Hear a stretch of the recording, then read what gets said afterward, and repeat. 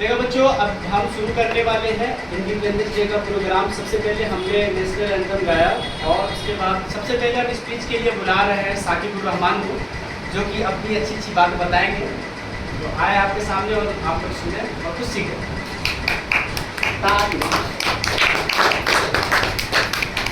Good afternoon to all of you my friends and teacher.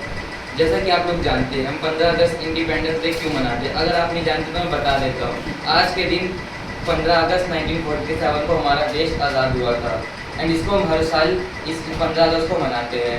And इस दिन हमारा देश ब्रिटिश रूलर से आज़ाद हुआ था। ब्रिटिश रूलर से आज़ाद होने का मतलब ये नहीं कि हम बस उनसे आज़ाद हुए थे। हमें अपना रिस्पॉन्सिबिलिटी, हम जैसे कि हम स्टूडेंट हैं तो हमें अपना पढ़ाई पे फोकस रखना चाहिए, अपने पेरेंट्स का बात सुनना चाहिए। ये हमारा रिस्पॉन्सिबिलिटी है।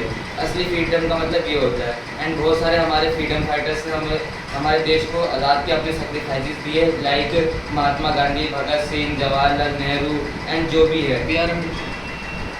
है एंड सभी को मैं इतना कहना चाहता हूँ, हमें अपने भारत वो इंडियन होने में बहुत ज़्यादा गर्व है क्योंकि हम इंडिया जैसे देश में पैदा हुए हैं। एंड हमारे देश का सबसे बड़ा मोटिव ये है कि यूनिटी है। हमें डिफरेंसेस नहीं देखना चाहिए हमारे कंट्री में। हमें ना सब मिलजुल करके यूनिटी के साथ रहना चाहिए। Thank you.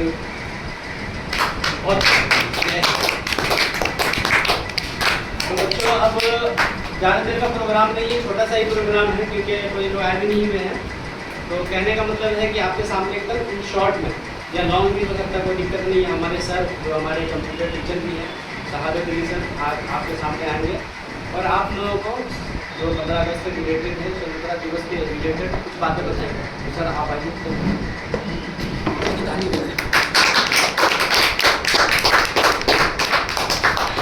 सबसे पहले तो मैं आप सभी को स्वतंत्रता दिवस की हार्दिक शुभकामनाएं देता हूँ। और आप सभी को पता है कि आज हम यहाँ पे स्वतंत्रता दिवस मनाने के लिए इकट्ठा हुए हैं। हम स्वतंत्रता दिवस इसलिए मनाते हैं क्योंकि इस दिन हमारे को आज़ादी मिली थी अंग्रेज़ों से। और जो हमारे फ्रीडम फाइटर थे उन्होंने काफ़ी मेहनत की थी, अपनी जान का बलिदान दिया था, तब जाके हमें आज़ादी मिली। ठीक है, अब हमारे फ्रीडम फाइटर ने तो बहुत अच्छा काम किया, हमें आज़ादी मिली। अब उनकी जो रिस्पॉन्सिबिलिटी थी उस टाइम पे उन्होंने निभाया अपनी रिस्पॉन्सिबिलिटी। ठीक है, अब हमारी क्या रिस्पॉन्सिबिलिटी बनती है, हम थोड़ा उसके ऊपर बात करते हैं। हमारी रिस्पॉन्सिबिलिटी ये होती है अभी कि अब हम देश को आगे कैसे बढ़ाएं। ठीक है, जैसे कि उन लोगों ने काफ़ी काम किया है हमारे फ्रीडम फाइटर ने, अब हमारा भी फ़र्ज़ बनता है कि जो उन्होंने बलिदान दिया है जिस भारत के लिए, उस भारत को अब हम भी अच्छा बनाएं। हम भारत को अच्छा कैसे बना सकते हैं, कोई भी एक स्टूडेंट बताए हमें, हम भारत को अच्छा कैसे बना सकते हैं। हाँ, भारत की देख रेख करके, ठीक है, भ्रष्टाचार से मुक्त कर सकते हैं हम।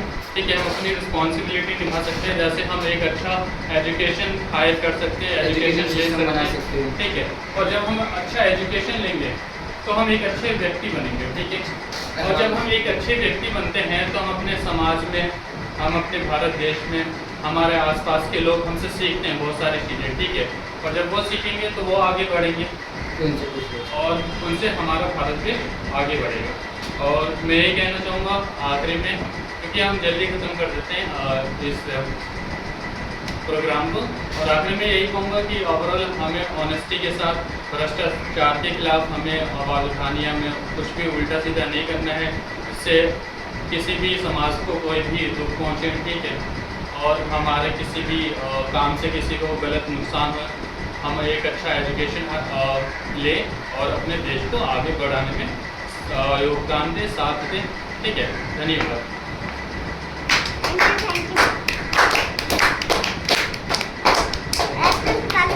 देखो बच्चों, प्रोग्राम धीरे धीरे बढ़ता जा रहा है।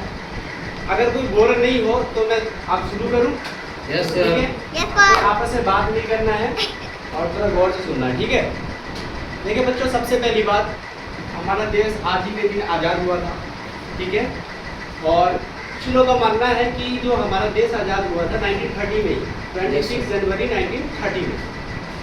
लेकिन उस टाइम क्या था कि उस टाइम का जो यहाँ पर हुकूमत चला रहा था रूलर, वो इतना बदतमीज़ था, बदतमीजी कह सकते हैं किसी देश पर सब जगह करके रहे तो कि वो छोड़ना नहीं चाह रहा था। जब सेकेंड वर्ल्ड वॉर हुआ था ना, तो उस टाइम दूसरी कंट्री से जब उसको जो लतियाया गया था पकड़ के, इसी भाषा में समझ लो, ठीक है, हाँ, तब जाकर वो लास्ट में ना पता क्या किया कि भैया इंडिया से भागो, समझना होगा। तो जाकर हम लोग फिर 15 अगस्त से हम लोगों ने मनाना शुरू कर दिया। देखो ये मैटर नहीं करता कि हमारा देश कब आज़ाद हुआ था और किससे गुलाम हुआ था, ठीक है।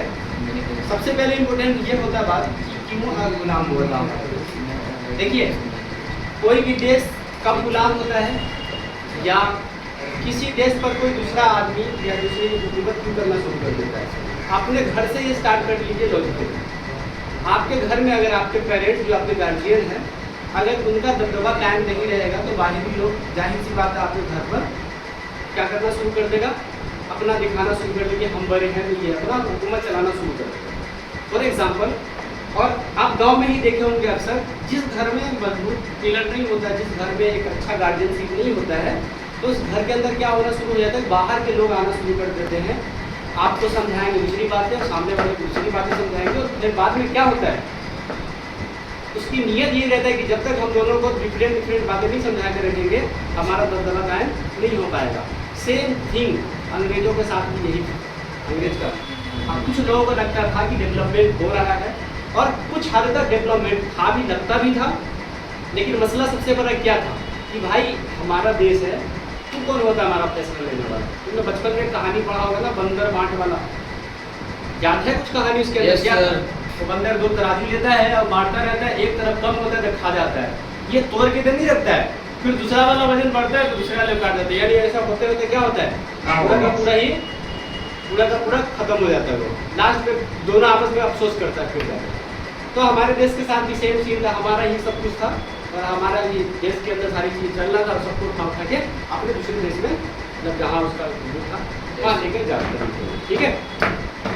देखो, कहने का मतलब ये है, लॉजिकली बचपन से सुनते आ रहे, देश हमारा गुलाम था, आज़ाद हुआ, क्या हुआ, उसके बाद क्या हुआ। देखो कुल मिला के क्या है, आज के टाइम में क्या चाहिए हमें, एक इंसान को क्या नीड है, बताओ? सिखाना, कपड़ा और मकान, और उसके बाद चौथा पॉइंट याद रखनी चाहिए, एजुकेशन। एजुकेशन इज बेसिक, ठीक है। किताब है। देखिए, अब लोगों के अंदर तो यही मेंटलिटी बचपन से बढ़ दिया गया है कि रोटी, कपड़ा, मकान, यही दिमाग में भर दिया गया। अच्छी बात है, जब तक खाना नहीं खाओगे, हालांकि मैं सुबह से भी कुछ खाया नहीं हूँ, ठीक है, समझ में आ गई बात। तो खाना भी खाना चाहिए हेल्दी रहने के लिए, कपड़ा भी चाहिए अच्छा दिखने के लिए, है ना। उससे इम्पोर्टेंट क्या है, आपका कैरेक्टर्स। आप देश के प्रति कितने वफादार हैं।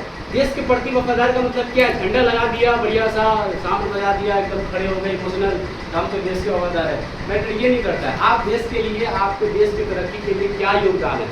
आप किसी भी कंट्री के बारे में स्टडी करेंगे तो वो देश लोगों से डेवलप हुआ है, और लोग डेवलप कहाँ से आए, एजुकेशन की वजह से। अगर आपके अंदर एजुकेशन नहीं आएगा तो डेवलप नहीं कर सकता है। आप देखते होंगे जैसे हम लोग इस इलाका में रहते हैं, यहाँ बड़े बड़े बिजनेसमैन हैं, और आज के डेट में देखते होंगे जो जाहिल लोग हैं, जो पढ़े लिखे लोग नहीं हैं, अनएजुकेटेड लोग ज़्यादा कमा रहे हैं। हमारी मेंटलिटी क्या हो जाती है कि यार हम पढ़ लिख के भी हम कम कमा रहे हैं और वो हमसे ज़्यादा कमा रहा है, तो बेटर कौन हुआ। हमारी मेंटलिटी कहाँ चली जाती है, पैसे पे। कहाँ चली जाती है, पैसे पे। डायरेक्टली हम उसको क्या कर देते हैं कि वो बढ़िया बंदा है, हम ठीक नहीं है। बट मैं बता दूँ, जितने भी फिलोसफर गए हैं यहाँ से, ठीक है, जितने भी लोग गए हैं, वो हमेशा सोशलिज्म को प्रमोट किया है, कैपिटलिज्म को, समाजवाद को हमेशा प्रमोट किया है, समझ में आ गया। पूंजीवाद को कभी प्रमोट नहीं किया। रीजन क्या है उसका, क्योंकि कैपिटलिज्म जो होता है ना, बंदे को क्या करता है, खरीदने की कोशिश करता है हर चीज़ को, सामान को। अब देख लो, बाढ़ आ जाए कहीं पर, अभी देखते हो हिंदुस्तान के अंदर भी कई बार देखा होगा, नमक का रेट बढ़ जाता है, प्याज का रेट बढ़ जाता है, जहाँ देखता है कुछ आपदा आने वाला है। रीज़न क्या है, क्योंकि लोगों की मानसिक जो है मेंटलिटी किस पर चला गया है, कैपिटलिज्म की तरफ शिफ्ट हो गया है। लेकिन महात्मा गांधी हो, चाहे वो भगत सिंह भी हो, जिन्होंने देश को आज़ाद करवाया है, उन्होंने कभी भी ये ख्याल नहीं रखा कैपिटलिज्म की तरफ। अगर आप खुद सोच लीजिए, कैपिटलिज्म की तरफ अगर उनका ध्यान ज़्यादा भगत सिंह का, तो वो हमारे लिए क्या होता, शहीद नहीं होते, हमारे लिए वो कुर्बान नहीं देते। गांधी जी के पास बहुत पैसे था, पता है उस जमाने में बैरिस्टर बनने गए थे, दूसरे देशों में पढ़ने गए। कोई नॉर्मल फैमिली का बच्चा तो नहीं जाएगा ना, पैसे वाले थे ना। लेकिन जब देश को जरूरत पड़ी तो एकदम पूरा कोट पैंट को उतार के एकदम अपने सिंपल सा वो वाले कपड़े को पहन के चलना शुरू कर दिया। क्यों, ताकि लोग हमें देखें कि भाई देश को अगर ज़रूरत है पैसे को बर्बाद न करने के लिए, बचाने के लिए, सेविंग करने के लिए, आज देखते होंगे बहुत सारे नेता बन जाते हैं एकदम बड़ा बड़ा, कुछ नहीं रहता है। देखते होंगे आप लोग बहुत सारे NGO चलता है, बहुत सारी चीज़ें चलता है। आप देखते होंगे पहले आता है वो गरीब का मदद करने के लिए कि हम गरीब को डेवलप करेंगे। यकीन मानिए गरीब डेवलप हो या ना हो, लेकिन जो गरीब को डेवलप करने आता है वो जरूर डेवलप बन जाता है। और उसके देखिएगा उसकी हालत, किसी का पेट निकल जाएगा, क्या करेगा, हराम खा रहा है, बड़ी बड़ी गाड़ी पर चलना शुरू कर देता है, लेकिन उसकी जैसे ही बैकग्राउंड में चेक कीजिएगा कुछ नहीं होता है। क्या है मेंटलिटी? क्योंकि उसकी भावनाएं जो है सिर्फ बिजनेस की तरफ शिफ्ट है, सिर्फ कैपिटलिज्म की तरफ है। और याद रखिएगा कैपिटलिज्म की तरफ अगर किसी का माइंड जा रहा है, आप पैसा बहुत इकट्ठा कीजिए, मना नहीं कर रहा हूँ। देखिए किसी भी देश को डेवलप करने के लिए पैसे की बहुत ज़रूरत है, लेकिन आप अपने स्वार्थ के लिए डेवलप नहीं करें। आप नाम नहीं लूँगा किसी का, अब देश में बहुत सारे बिजनेसमैन हैं और ठीक है बहुत बड़े बिजनेसमैन, लेकिन देश के बहुत कम काम आ रहे हैं। जब देश को जरूरत पड़ा था, ठीक है, जब देश को जरूरत पड़ा था डोनेशन के लिए, जब अंग्रेजों से आज़ादी के लिए, मुझे याद नहीं है, ठीक है, हैदराबाद के कोई थे, उन्होंने क्या किया था, पूरे का पूरा उस जमाने में करोड़ों रुपए दे दिया, डोनेट कर दिया। क्यों? इसलिए कि देश के लोग जो है ना डेवलपमेंट हो जाए, यानी कि वो पीछे नहीं रहे, आज़ादी मिल जाए उनको। समझ में आ गई बात? तो हमारे मन में ऐसी भावनाएं होनी चाहिए, कौन सी? और हमेशा याद रखिए, मैं पहले बता देता हूँ, हमेशा समाजवाद की तरफ जाइए, कभी भी पूंजीवाद की तरफ मत जाइए। पूंजीवाद पैसा कमाइए, मैं मना नहीं कर रहा, पैसा बहुत कमाइए, इतना पैसा कमाइए, इतना अरबों खरब कमाइए, दूसरे देश की प्रॉपर्टी को खरीद के लाइए, लेकिन आपकी मेंटलिटी क्या रहनी चाहिए? समाजवाद वाली रहनी चाहिए, पूंजीवाद वाली नहीं रहनी चाहिए। किसी को गलत तरीके से इमोशनल ब्लैकमेलिंग करके नहीं करनी चाहिए। समझ में आ गई बात? ऐसा पैसा क्या फायदा जिसमें लोगों का क्या इमोशंस हो, है ना? अभी क्या देख रहे हैं, अभी आप एक सियासत क्यों बना है भाई? हम जो यहाँ पर अपने जो इलेक्ट करते हैं, जो भी MP हो, चाहे वो हमारा MLA हो, है ना, या लोकल लेवल के कोई MCD ये हो, पार्षद हो, हम क्यों इसको इलेक्ट करते हैं? कि हमारा डेवलपमेंट कराए सही से, लेकिन किसके दायरे में करवाए? कॉन्स्टिट्यूशन के। और वो जब बंदा इलेक्ट होके आता है तो वो क्या कॉन्स्टिट्यूशन के दायरे में स्पीच भी देता है बहुत बढ़िया सा, लेकिन क्या आपको लगता है 5 साल में कॉन्स्टिट्यूशन के दायरे में काम कर रहा है? बहुत कम, 1 से 2% काम करता है, लेकिन सबके सब क्या है, अपनी पूंजी भरना शुरू कर देता है। ठीक है, और इसमें 2 रीज़न है, एक तो वो अपनी पूंजी को तो रखता है जेब में, और दूसरा रीज़न क्या है कि वो बंदा जो हम जैसे लोग जो वोट इलेक्ट करते हैं ना, वहाँ पर हमारे अंदर भी एक लालच होता है कि हमको पैसा मिल जाए। आज भी क्या है, गांव जैसे इलाका में जहाँ पर एजुकेशन की कमी है, वो लोग क्या करते हैं? पैसे के लिए वोट देते हैं, पैसे की वजह से वोट देता है भाई, छोटे छोटे दारू शराब की वजह से वोट देता है। वो देखा होगा कि जगह होता है ना ऐसा। और अच्छा, इसके अंदर रीज़न है, वो ऑफर भी कौन देता है? हम जैसे पढ़े लिखे लोग ही देते हैं, क्योंकि पढ़ाई लिखाई के दौरान भी हमारे अंदर जो है कैरेक्टर चेंज नहीं होता है, बदलता नहीं है। हमारा जो माइंड सेट किसकी तरफ चला जाता है? एक कैपिटलिज्म की तरफ चला जाता है, पूंजीवाद की तरफ चला जाता है। हम सोचते हैं कि अगर हम उसको 5 रुपये दिला रहे हैं किसी ना, 5 रुपये हमारे जेब में भी आ रहा है, तो ये सारी चीज़ें इसके अंदर शिफ्ट हो जाता है। समझ में आ गई बात? तो कहने का मतलब यही है कि अगर हमारा देश आज़ाद हुआ है, तो देश आज़ाद होने का मतलब ये नहीं है कि हम सिर्फ देशभक्ति करें, जो हमारा कर्तव्य है। हिंदुस्तान दुनिया में किसी भी कोने पे आप, किसी भी मुल्क में आप, ठीक है, उस मुल्क में आने के बाद आप मुल्क के लिए क्या कर रहे हैं वो बहुत बेटर करते हैं। समझ में आ गई बात? आप छोटे से छोटे योगदान से आपका कंट्रीब्यूशन अगर किसी देश के लिए, आप अपने देश के लिए थोड़ा सा भी कर रहे हैं, तो वही आपका योगदान। कोशिश करें उससे ज़्यादा। अगर कोई परेशान दिख रहा है, जहाँ पर हेल्प की ज़रूरत है, किसी को डेवलपमेंट करवाने के लिए उसका सपोर्ट करें। क्या है ये हमारा, क्या है, एक कर्तव्य है, एक हमारी इथिक्स है। जब तक आप डेवलपमेंट की तरफ अगर नहीं करेंगे, वो चीज़ें नहीं कर पाएंगे। समझ में आ गई? गरीबी आने का रीज़न क्या है? गरीबी क्या है? गरीबी रीज़न है अनइलिटरेट होना, यानी कि एजुकेशन की कमी। अगर एजुकेशन की कमी होगी तो लोगों के अंदर इंटरेस्ट नहीं। मैं भी बता रहा था कि बहुत पैसे वाले लोग हैं, जाहिर लोग, पढ़े लिखे लोग भी थे, साइंस डिग्री करने के अंदर बहुत पैसे है ना, लेकिन आपको पता है कि एक जाहिर आदमी की थिंकिंग और एक पढ़े लिखे की थिंकिंग बहुत डिफरेंट होता है। समझ में आ गई बात? जो पढ़े लिखे लोग होंगे उनको सोचने का, विचार करने का, ठीक है। अभी देख लो जैसे देश के हालात, आप अभी जैसे देश के हालात को देखिएगा क्या है मामला, किसी को बताने की जरूरत नहीं है, ठीक है। तो कहने का मतलब ये है कि आप जैसे लोग, युवा लोग, हमेशा याद रखिएगा, स्वामी विवेकानंद जी थे, ठीक है, युवाओं के सबसे बड़े आदर्श माने जाते हैं, आइडियल माने जाते हैं। उन्होंने हमेशा युवाओं, किसी भी कंट्री को डेवलप होने के लिए युवा का बहुत बड़ा कंट्रीब्यूशन होता है, क्योंकि उसके पास एनर्जी कैपेसिटी ज़्यादा होता है, किसी काम को बहुत ज़्यादा एफिशिएंसी से करता है। लेकिन एक जो ओल्ड एज में जाता है, बहुत सारी बीमारी, डिफरेंट टाइप के फैक्टर्स होते हैं जिनकी वजह से वो काम नहीं कर पाता है, ठीक है। तो आप युवा हैं, आप अपने देश के प्रति वफादार रहें, जो भी काम करें देश के लिए करें, ठीक है। मैं भी थोड़ा सा कंट्रीब्यूशन कर रहा हूँ, कोचिंग सेंटर ये भी एक देश के लिए कंट्रीब्यूशन ही है, और हमने 12 कोशिश किया है एजुकेशन फील्ड में काम करने का, और आप लोग देख ही रहे हैं 9 साल हो गया है। 9 साल 10 साल किसी फील्ड में जब आप गुजारिएगा तो मेरे ख्याल से समझते हैं कि अपनी ज़िंदगी का बहुत बड़ा हिस्सा गुजार देना, किसी भी फील्ड में आप जाइएगा तो, ठीक है। तो आप भी अगर किसी फील्ड में जाते हैं, उस फील्ड के माहिर बने, आप अपना कंट्रीब्यूशन करें। और ये जो एक स्टार्टअप आया था, हमने जो कोचिंग सेंटर डाला था, एक नॉर्मल तरीके से, कोई प्री प्लान नहीं था, ऐसे हंसी मजाक में बैठ के, जैसे कभी कभी होता है ना पार्टी कर लेते हैं, तो जस्ट लाइक अ पार्टी। और आप जितने भी प्राइवेट टीचर के पास जाएंगे ना, मैं 80% के एबव टीचर की बात कर रहा हूँ, वो कभी भी बाई चॉइस टीचर नहीं बनते, वो हमेशा बाई चांस टीचर बनते। समझ में आ गई बात?